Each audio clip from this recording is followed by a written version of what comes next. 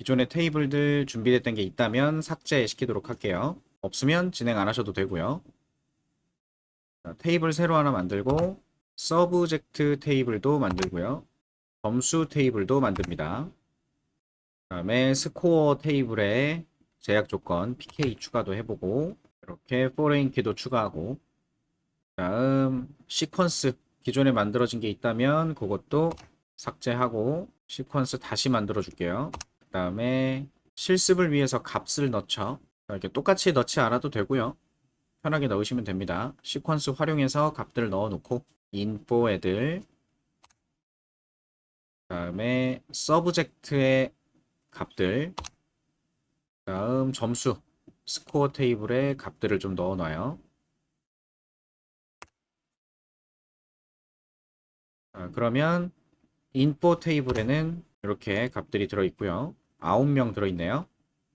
서브젝트에는 5개의 과목 정보가 들어 있고 각 학생들이 어떤 과목에 대한 시험을 몇 점을 맞았다. 스코어. 첫 번째 점수 1번 학생이 1번 과목에 대해서 100점. 1번 학생이 2번 과목에 대해서 90점. 이런 식으로 해서 지금 저장해 둔 겁니다. 확인됐으면 일단 여기까지 커밋 해두고 진행하겠습니다. 다음에 진행하는 내용은 이제 집계 함수라는 걸 보는 거예요. 집계 함수. 자, 집계 함수들 확인해 보는 예제들입니다. 첫 번째 줄부터 하나씩 보죠. 집계 함수는 오라클 내부에 내장되어 있는 통계 값을 위한 함수들이라고 보시면 돼요. 그래서 카운트 함수, 맥스, 민, 뭐 썸, 에버리지 뭐 이런 것들이 있는데 요거 소개해 보려고 하는 거예요. 그래서 첫 번째 쿼리문 요거는 스코어 테이블에서 결과를 가져올 건데 그 가져온 결과물의 개수를 세주는 함수를 사용해 보고 있습니다. 요거는 실행해 보시면 카운트가 20이다, 20개가 들어있다 라고 하죠.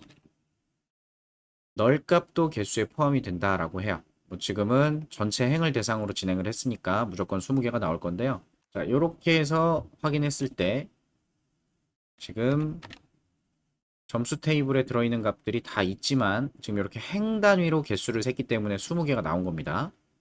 근데 여기 지금 널 값이 있죠.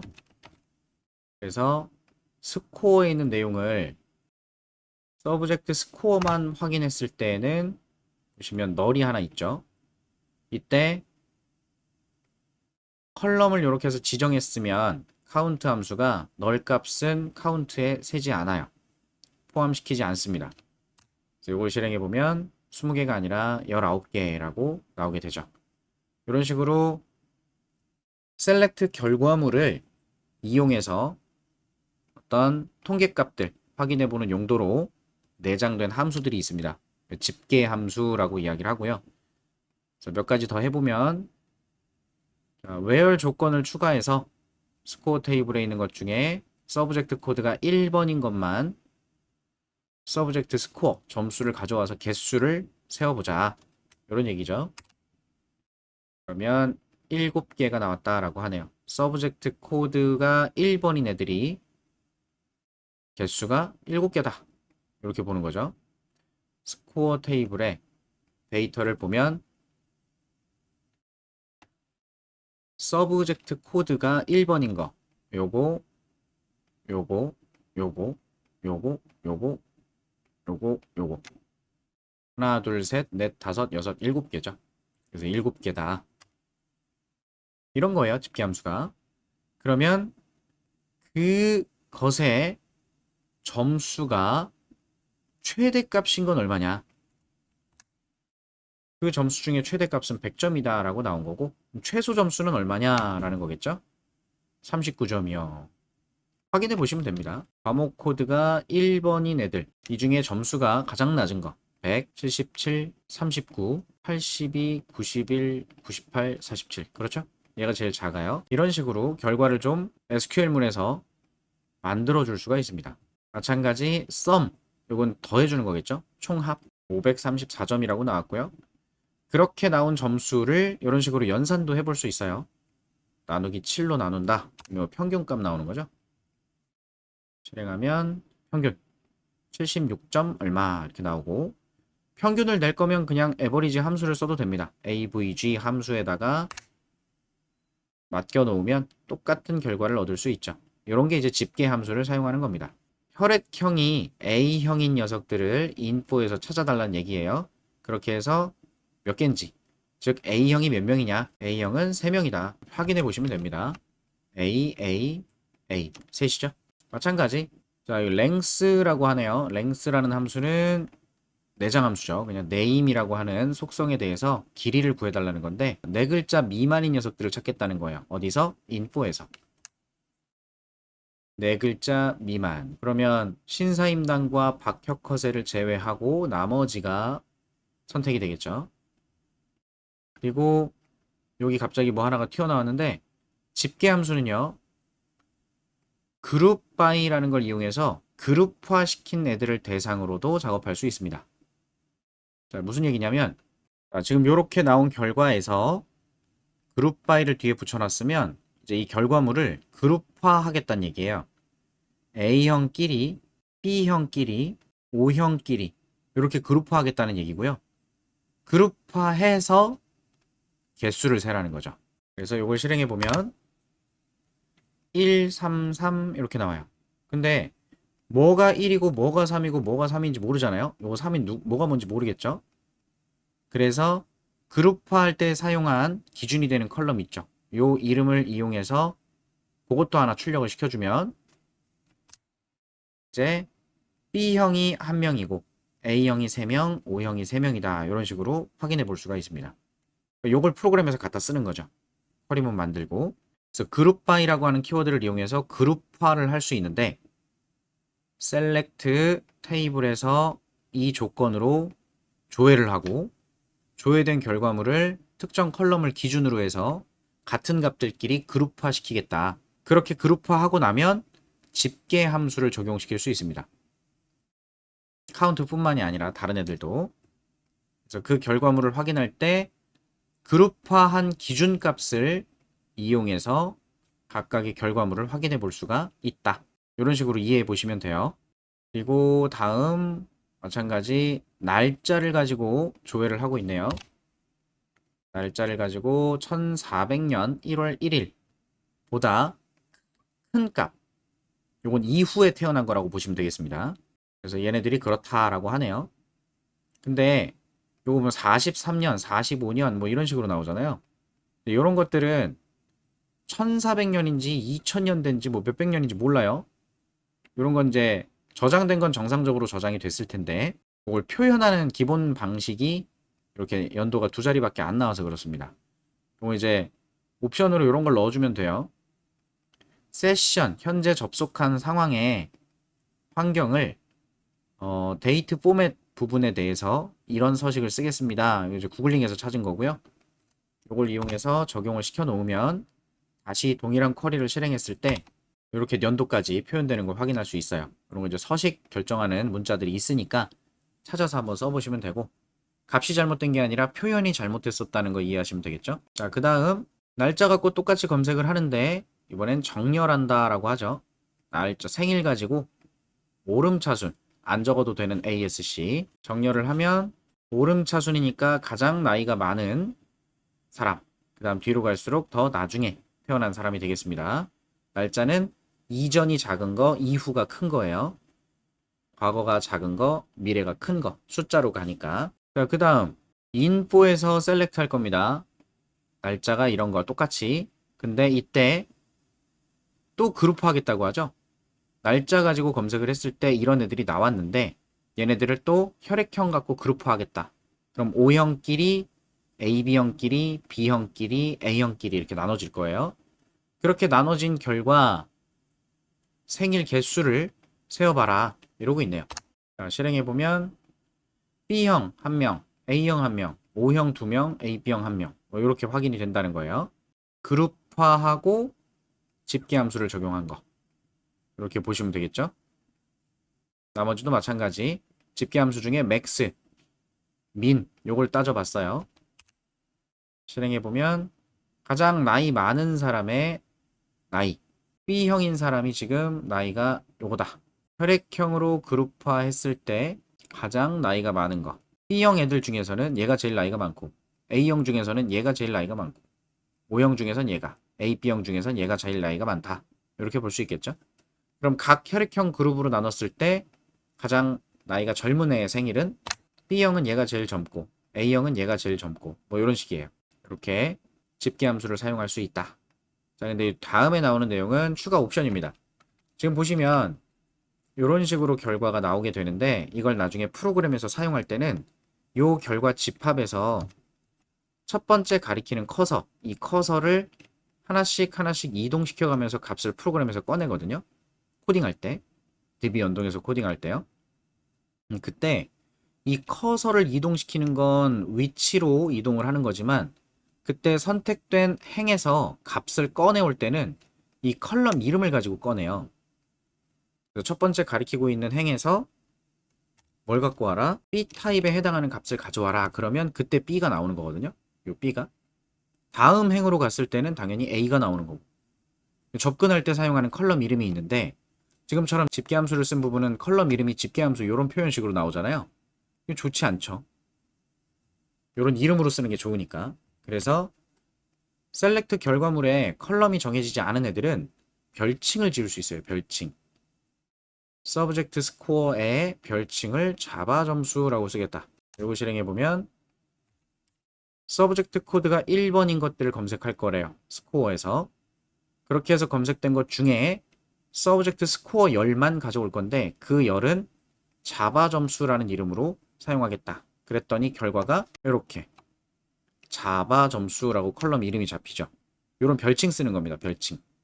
셀렉트 결과물에 대해서 열 이름을 지정하는 거. 다른 애들도 똑같아요. 날짜가 1400년 1월 1일보다 큰 애들을 혈액형으로 그룹화하고 그룹화했을 때 혈액형별로 쭉 나눠 놓고 그 중에 막내의 생일이 뭐다. 그래서 혈액형 B형인 애들 중에서 막내가 있는데 그 막내의 생일은 이날이다. A형 이게 막내, O형은 막내 생일이 요거. 그러면 좀 더 이 값들을 확인하기가 쉬워지겠죠. 지금은 예제니까 한글을 썼지만 보통은 이제 영문을 써서 프로그래밍 코드에서 활용을 하게 됩니다. 자, 그 다음 이것저것 다 활용을 해서 서브젝트 코드로 그룹 바이를 하고 있네요. 지금 이번엔 조건 웨어리 없어요. 스코어에서 요걸 뽑아낼 건데 그룹화라고 하죠. 서브젝트 코드로 과목으로 그룹화를 해서 그때 과목 코드 개수 요걸 확인하라고 합니다. 과목 코드로 그룹화한다. 즉 과목별 점수의 개수 1번 과목은 7개 점수가 있고 2번 과목은 4개 점수 3번 과목은 3개 점수 이런 식인 겁니다. 그래서 이 구문을 한글로 변환하는 연습을 해보셔야 돼요. 또는 한글로 이루어진 걸 쿼리문으로 만드는 연습을 해보는 거. 이게 되게 중요하겠죠. 데이터베이스에다가 요청하는 거니까 질문하는 거예요. 마찬가지 과목 중에서 최고 점수라고 하죠. 과목 중에서 최고 점수. 그러면 스코어 테이블에 있는 것들을 서브젝트 코드로 그룹화, 과목으로 그룹화하고 그 과목들 중에서 가장 점수가 높은 게 몇 점인지 그리고 그 과목들이 각각 총점이 몇 점인지 1번 과목이 총점이 얼마, 2번 과목 총점 얼마 이런 식이죠. 그래서 각각의 과목이 평균이 몇 점인지 어떤 과목이 평균 점수가 가장 높은지 낮은지 뭐 이런 거 판단할 수도 있겠습니다. X 1번 과목은 가장 높은 점수가 100점 2번 과목은 90점 3번 과목은 98점 이런 식인 겁니다. 1번 과목들의 점수 중에 가장 큰 거 얘는 총합이에요. 1번 과목들만 묶어서 총합 더했더니 534 2번 과목을 더했더니 298 이런 식인 거죠. 그럼 이것을 평균 내면 과목 개수로 잘 알아서 나눠줄 거예요. 1번 과목 총점을 7개로 나누어서 76점이 된 거고 2번 과목 개수로 또 나눠서 얼마 이런 식이죠. 딱 이런 의미로 해석해 볼 수가 있을 것 같아요. 그 다음 정렬과 같이 또 쓰고 있네요. 여기 보면 집계함수를 여기다 갖다 썼네요. 자, 실행해서 결과 한번 보고 스코어 테이블에서 서브젝트 코드 과목으로 그룹화하고 1번 과목, 2번 과목, 3번 과목, 4번 과목, 5번 과목 그룹화하고 그룹화한 다음에 오더 바이 총점을 가지고 오더 바이 정렬하겠다라고 하네요. 기본 정렬이 오름차순이니까 가장 낮은 점수부터 올라가 있겠죠. 얘네들 점수가. 그래서 그 점수가 어떻게 됐는지, 어떤 과목이 총점이 몇 점인지를 확인하는 그런 내용이 되겠습니다. 그러니까 4번 과목이 가장 낮은 총점을 갖고 있네요. 59점이다. 1번 과목이 가장 큰 점수를 가지고 있고, 이런 거 확인해 본 거죠. 정렬도 이용할 수 있네요. 그룹 바이 하고 나서. 자, 그 다음 요걸 실행해 보면 이번엔 똑같은 결과인데요. 스코어 테이블이고요. 그룹화 할 거예요. 과목별로. 그래서 나온 결과물이 있을 건데 총점이라는 게 있죠. 총점, 서브젝트 스코어 총점을 구하고 과목 코드를 표시할 건데 그때 이 총점에 해당하는 것을 이용해서 오더 바이 하겠다라고 하네요. 이번엔 DSC 역으로 정렬하는 거죠. 그래서 위에 거랑 똑같은 건데 별칭 추가하고 정렬 순서를 바꾼 것 뿐이에요. 그래서 아까 4번이 첫 번째로 나왔는데 이번엔 마지막에 나왔고요. 1번이 마지막이었는데 가장 첫 번째 나왔죠. 똑같은 겁니다. 뒤집은 거예요. 별칭 추가하고. 그 다음에 평균 가지고 나머지 똑같이 해보고 있네요. 점수에서 info id 이제 학생별이네요. 학생별로 그룹화해서 평균 점수를 만들어내고 있어요. 그래서 어떤 학생이 평균 몇 점이다. 실행해보면 1번 학생의 평균은 74점, 2번 학생은 66점, 3번 학생은 78점. 즉 자기가 시험 본 점수의 평균인 거죠. 한 과목인데 점수를 잘 본 애가 가장 높겠죠. 그래서 지금 9명에 대한 점수들이 평균으로 쭉 나오게 된 겁니다. 지금 공평하게 나온 건 아니겠죠. 누구는 많이 보고 누구는 적게 보고 시험 점수도 들쭉날쭉이고 예제니까 어떤 의미의 결과를 얻어낼 수 있는지 그걸 좀 보시면 될 것 같습니다.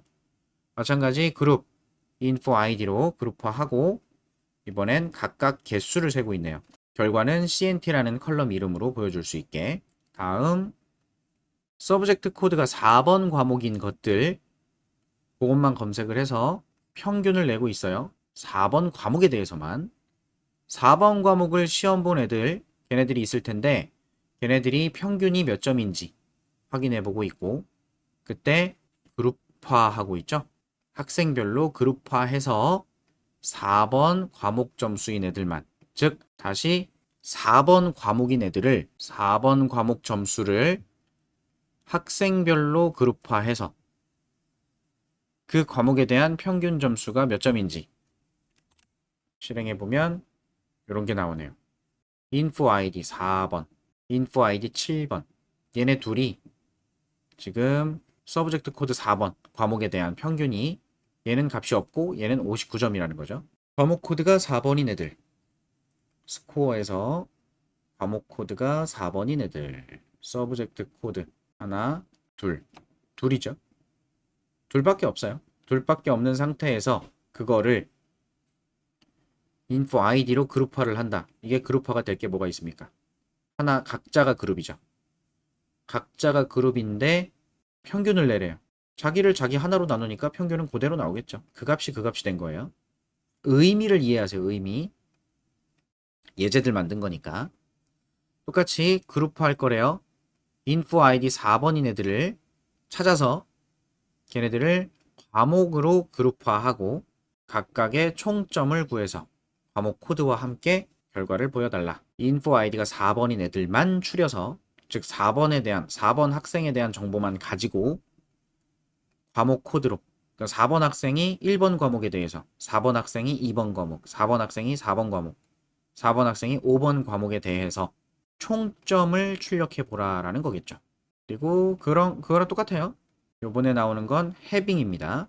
스코어 테이블에서 서브젝트 코드가 4번인 애들을 찾아라. 똑같아요. 요 상황, 이렇게 찾은 상황에서 그룹 바이 info id로 그룹화하고 그룹화하면 각자가 그룹이에요. info id가 4번이고 7번이니까 각자의 그룹에서 그 그룹을 대상으로 조건을 적용하고 싶을 때 사용하는 게 해빙입니다. 그 중에 info id가 7번인 거. 지금은 하나씩밖에 없지만 어찌됐던 얘네들이 그룹이라고 생각하고 그 중에 id가 7번인 거. 얘를 얘기하는 겁니다. 그 녀석의 평균 점수. 뭐 과목 하나니까 어차피 평균은 그대로 나오긴 할 거지만 의미를 파악하시라. 그래서 7번 59점이라고 나올 수밖에 없죠. 여러분이 테스트하실 때 값들을 더 넣어서 이런 쿼리문의 결과가 어떻게 나오는지 좀 변경시키는 연습을 해보시면 이해하는 데 도움이 더 되겠죠? 그래서 나머지 예제도 마찬가지. 테이블에서 조회할 건데 그룹화하고 그룹화한 다음에 걔네들을 대상으로 조건을 적용하는 거예요. 다 마찬가지입니다. 서브젝트 코드로 그룹화한다.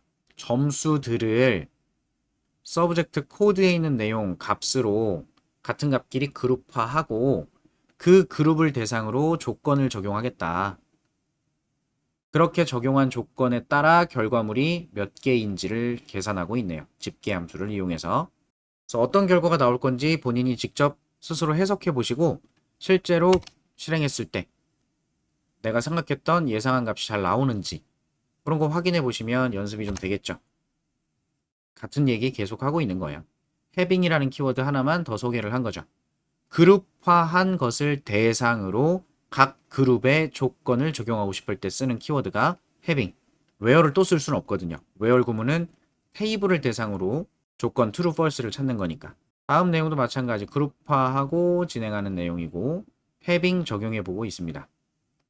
해석해 보시면 좋을 것 같아요. 이 녀석의 실행 결과는 이렇게 나왔다. 스코어를 과목으로 그룹화하고 각 과목의 총합을 구해라. 그래서 1번 과목은 총합이 몇 점, 2번 과목 총합 몇 점. 앞에서 봤던 거랑 똑같은 결과죠. 근데 이 상황에서 각 그룹에다가 조건을 주고 싶을 때 해빙을 쓴다는 거예요. 이 중에서 서브젝트 코드가 3번인 것. 실행해보면 3번인 것만 남는 거고요. 다시 똑같이 이 상황에서 해빙 각 그룹의 총합이 200 초과인 거죠. 200 초과인 거. 그래서 요거는 200 딱 맞으니까 빼고 요거 두 개만 남을 겁니다. 이렇게 그룹에다가 조건을 적용했다. 이렇게 보시면 돼요. 그 다음 조금 더 적용해 본 거죠. info에서 id가 5보다 작은 애들을 찾겠다. 요거 순서대로 하나씩 하나씩 구경해 보시면 됩니다. 제가 공부할 때 그렇게 많이 했어요. 지금도 많이 헷갈리는데 차근차근 해석을 하는 거죠. 실행하면 쿼리 결과가 이렇게 나왔는데 이걸 보면서 해석을 해보는 거죠. id가 5보다 작은 애들, id가 5보다 작은 애들은 1, 2, 3, 4겠죠. 얘네들을 대상으로 그룹화하겠대요. 혈액형을. 그러면 A형 둘, B형 하나, O형 하나 이렇게 그룹화가 되는 거고 그러면 그 그룹에 카운트, 개수가 1 이상인 걸 찾겠다는 거니까 1보다 큰 거, 1과 같은 거. 그러면 B형, A형, O형 세 개 다네요. 걔네들에 대해서 각각 혈액형의 개수가 몇 개인지 실행했을 때 B형 하나, A형 둘, O형 하나가 나왔는데 1 이상이라고 했으니까 나왔죠? 만약에 1보다 큰 거다라고 조건을 주면 A형 하나만 나오겠죠. 이런 거예요. 그래서 두 번째 예제는 날짜를 가지고 조회를 할 거고요. 요 날짜보다 큰 애들만 추려서 다시 확인해 볼까요? 이렇게 해서 실행하고 1000년보다 높은 거. 여기서 900, 500, 69. 요 셋을 빼고 나머지는 다 1000 이상이죠. 그러면 하나, 둘, 셋, 넷, 다섯, 여섯. 얘네들을 대상으로 검색이 된다는 얘기고요. 그룹화하겠대요. 마찬가지 혈액형으로.